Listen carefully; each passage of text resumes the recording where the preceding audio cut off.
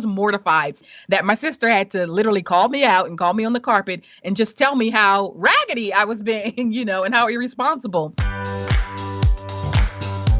You're listening to Financial Grown Up with me, certified financial planner Bobbi Rebell, author of How to Be a Financial Grown Up. And you know what? Being a grown up is really hard, especially when it comes to money. But it's okay. We're going to get there together.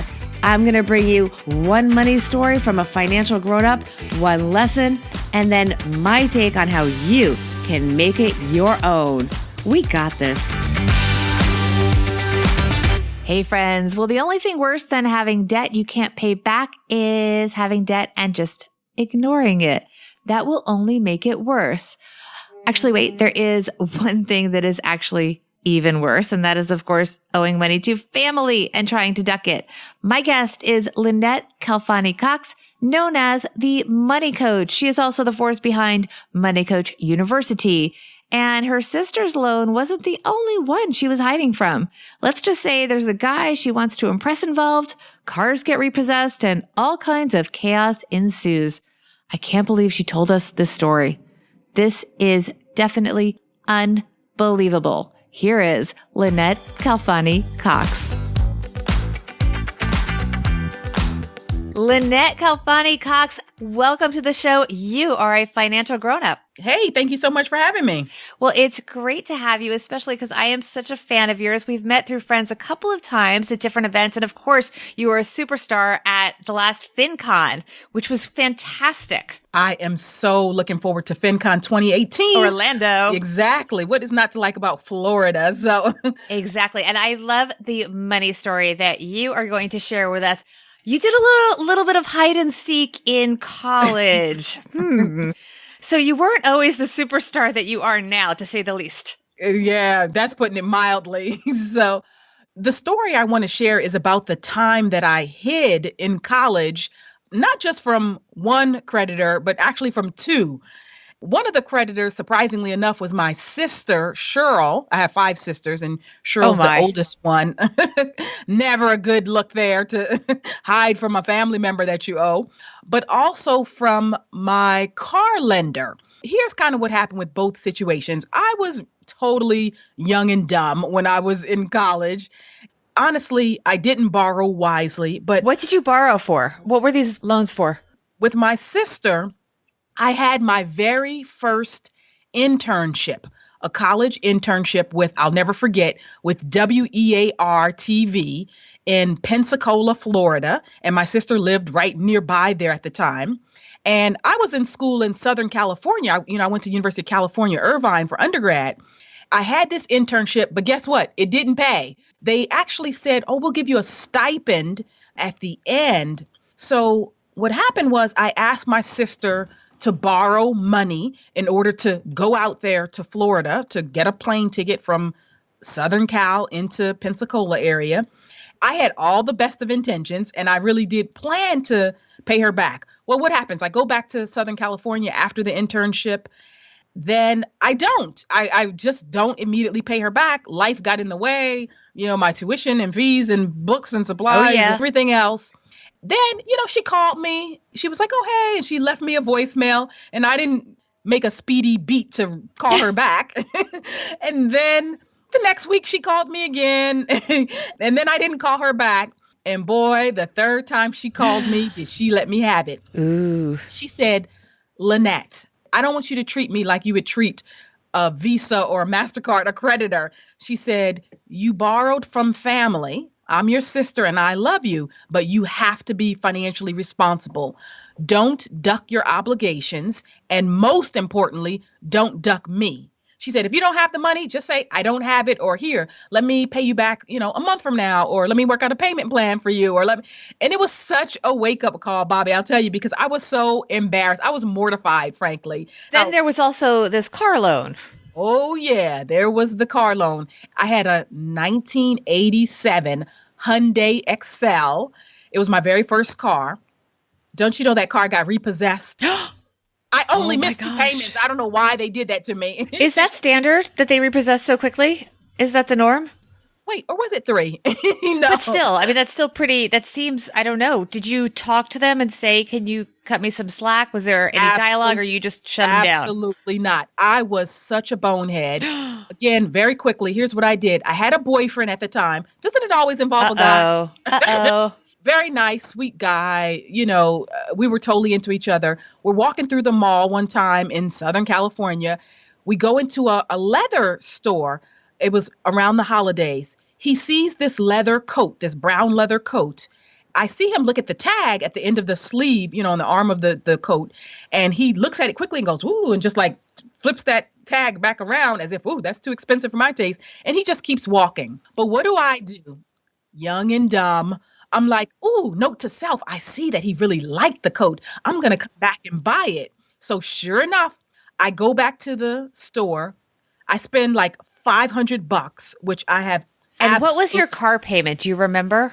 Yes, it was about $225, $250. So we're talking about 2 months car payments, which would have prevented the car from being repossessed. Exactly. Oh my gosh. I just blew it. I mean, I did not even attempt to contact Hyundai Motor Credit Corp. And yes, they did come and take that car. Rightfully so, of course. And did the boyfriend drive you around everywhere then?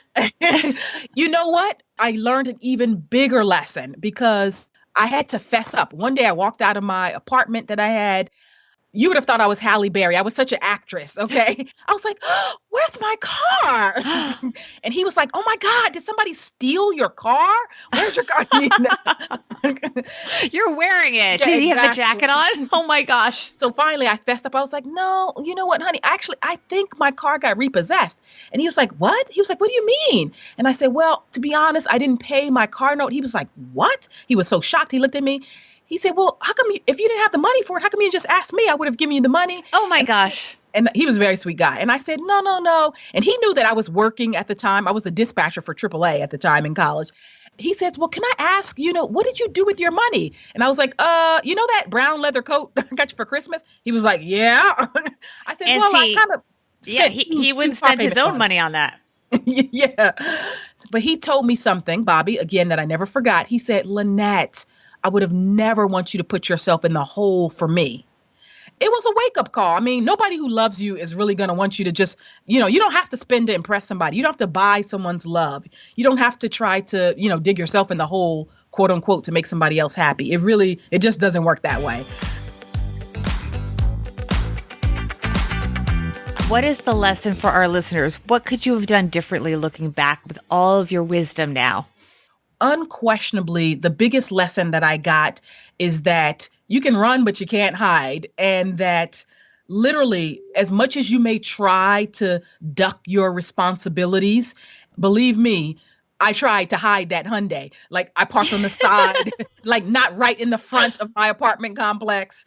But as much as you try to shirk or duck your financial responsibilities, in the end, it always catches up with you. So for your money tip, I love that you're going to talk about debt because sometimes you do need to borrow money.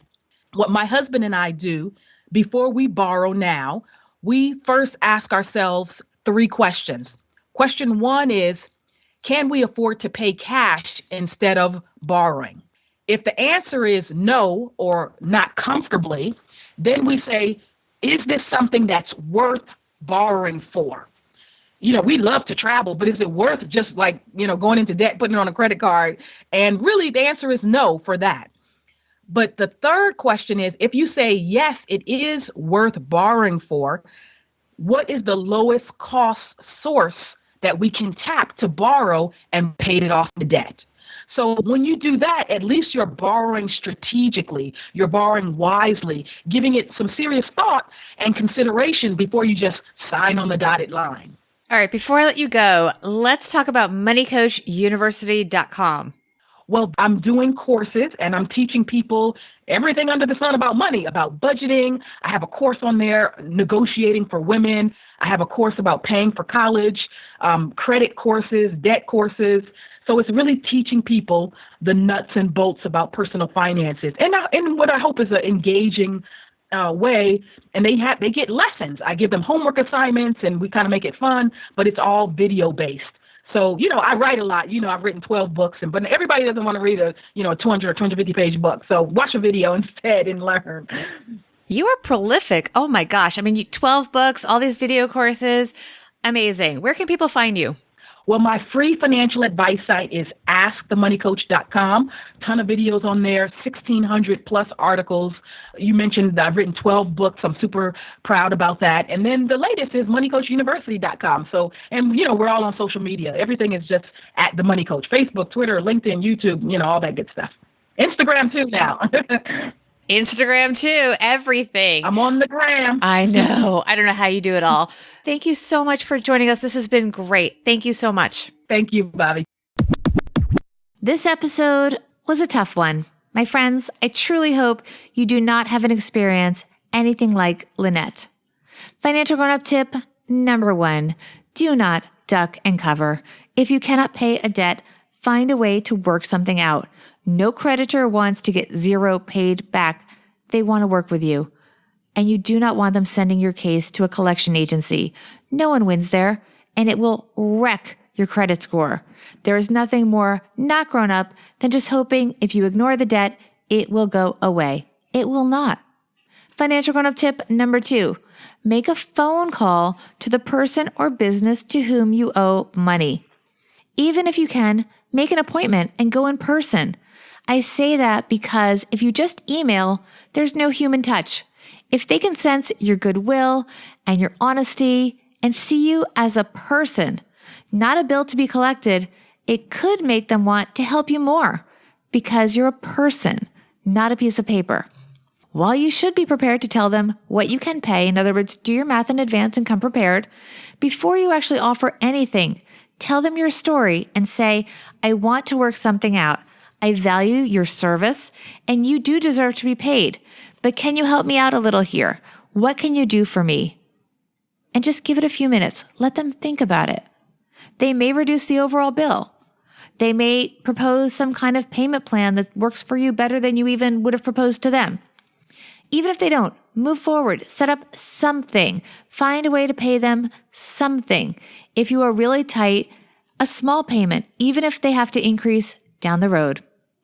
Thanks to all of you for supporting Financial Grown Up. If you like the show, take a minute to rate and review us. And if you have not already, please hit the subscribe button so you won't miss any episodes. And I want to hear from you guys. Get in touch on social media at Bobby Rebel on Twitter, at Bobby Rebel1 on Instagram, and don't forget to leave me comments. Go to my website. Please sign up for my newsletter so I can keep you posted on everything going on with the show. No more hide and seek, my friends. I hope you guys enjoyed Lynnette's story as much as I did, and that we all got one step closer to being financial grown-ups.